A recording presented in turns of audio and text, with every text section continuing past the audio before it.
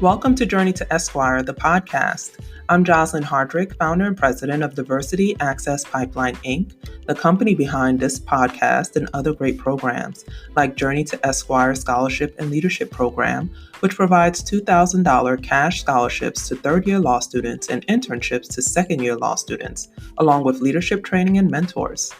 And Journey to Esquire, the blog, which provides insightful articles to help navigate you through law school and beyond. Find out more on our website, www.journeytoesquire.com. Good evening, everybody. My name is Jemima Pierre Zetrenne. I'm 30 years old, and I am a 3L graduating in 30 days, exactly from today. I'm definitely counting. From the Western Michigan University Thomas M. Cooley Law School. I am an editorial board member of the Western Michigan University Cooley Journal of Practical and Clinical Law. I am a Phi Delta Phi Legal Honor Society member. I'm a graduation marshal. I have my associate's degree in criminal justice, and I have my bachelor's degree in criminology from the University of South Florida. And I also have my certificate in paralegal studies, and I am currently a full-time employee for Progressive PIP House Counsel's Office as a legal assistant. And I've been working throughout my whole career at Cooley, full-time, while going part-time at Cooley. I'm also a wife, and I'm also a mother, and I am a Diversity Access Pipeline Scholar. And my ultimate goal is to become a criminal prosecutor.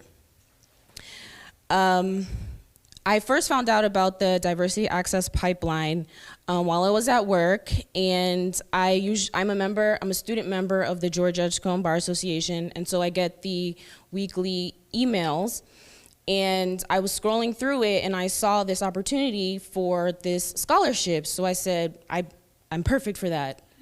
So, and it was about diversity, so I said, I'm gonna apply.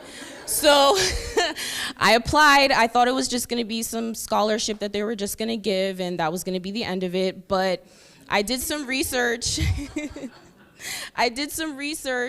Into the program, and I said, this is really interesting. I'm definitely interested in this now. And then when we got to the interview process, and I was like, whoa, this is going to be a lot of work. But I realized that the program basically is a supplement to law school. It teaches you all the things that law school doesn't teach you. As everybody else was saying, all the different modules were very eye-opening and very inspirational, because we're basically talking to the people that are doing the work that we want to do, and they're basically giving us insight into how they got to where they got to. And so every module was excellent. Every module was interesting, and for me, one of basically the three big takeaways that I took away from the Diversity Access Pipeline program, the first one for me was practice makes perfect. So when I say practice makes perfect, I mean in anything that you feel like you're not doing well at it, you have to practice at it. You have to constantly do it over and over and over again until you become good. So with the writing skills, when we did legal writing, I have good legal writing, but I always want to be better at legal writing. So for me, that was a very excellent module to attend and get some insight into more writing skills. My favorite module was the leadership module, because to me, yes. To me, the leadership module is something that law school might not necessarily prepare you for. They prepare you to be a good lawyer, but do they prepare you to be in leadership positions, to make a difference, to change your community, to help others, to do whatever goals that you're trying to get to?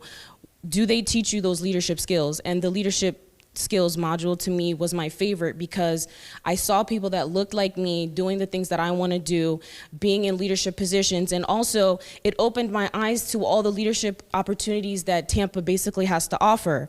And if you don't know about certain things, you're never going to be able to be in those positions. And so all the leadership skills and all the leadership and development programs that there are all over Tampa Bay, not just for attorneys, but other sectors and areas in the community, all you have to do is know about them, and once you know about them, you can put yourself in a position to get to that point to be involved in those programs. So that was great. And then the bar exam skills, that was the last module that we had, and going to that module, as one of the other scholars said, the biggest takeaway that I took from that was mindset and changing our mindsets. And a lot of times we get so stuck and have blinders on and think that there's only one way to think about something, but you should always be creative in your mind and think, that's not the only way that we can think about it. We can think about it in a different way, whatever the case is.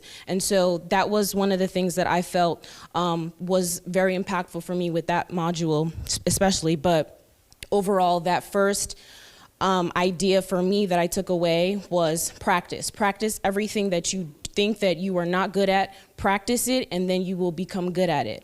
The next biggest takeaway that I took from the Diversity Access Pipeline program was mentorship. Mentorship is extremely important. And I have a lot of mentors, a lot of attorney mentors in my life, Jocelyn now being another one of them. And so for me, it's always the idea of, if you need help, ask for it.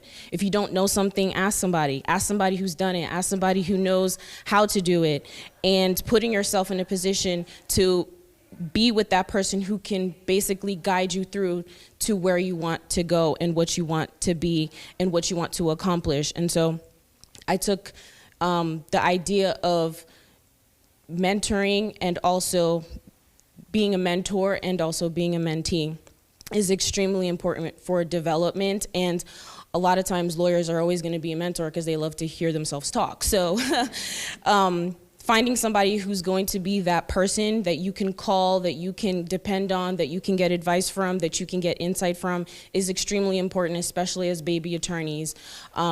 I didn't realize the importance of that until being in the program. And so that was my second biggest takeaway from it. And then the last big takeaway that I took from the program is initiative. And when I say initiative, I mean if you see something and there's a need, fill it. And overall, the reason why I took that away was because of Jocelyn. She saw that there was a need in the community for there to be a pool that can be pulled from when big law firms, big organizations or whatever, they need diverse candidates. They need diverse people in positions that have insight into things that, to be honest, maybe old white guys might not know about. And so allowing for there to be a pool for these organizations to pull from qualified, good attorneys and candidates to be able to get into those positions, not only just as attorneys, but also in leadership. And I truly, truly commend her for this, because I see myself in Jocelyn. And so I feel as though because she's been able to pull off what she's been able to pull off with this program, I see that I can do the same thing too in the future. I can come up with a program like this, maybe not for attorneys, but in another sector, in another way, but making sure that when you see that there is a need for something in the community, and you see that there's a lack of something in your community, and you feel like, well, I'll just wait for somebody else to do it. You don't have to wait for somebody else to do it. You can do it yourself. You can put it together and do it yourself. Find the support of people in the community that like your idea, have the same vision as you, and you can pretty much do anything that you put your mind to and you set a goal for it. So those are basically the three biggest takeaways that I took from the program. I'm very grateful to the program. I had a great time in the program. I made some friends in the program.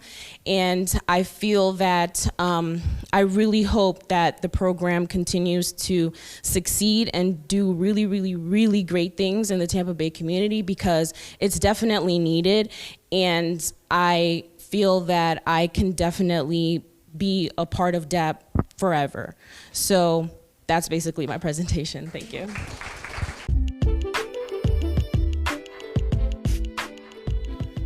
Thanks for tuning in to another great episode of Journey to Esquire, the podcast.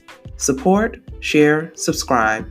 And for more, visit www.journeytoesquire.com.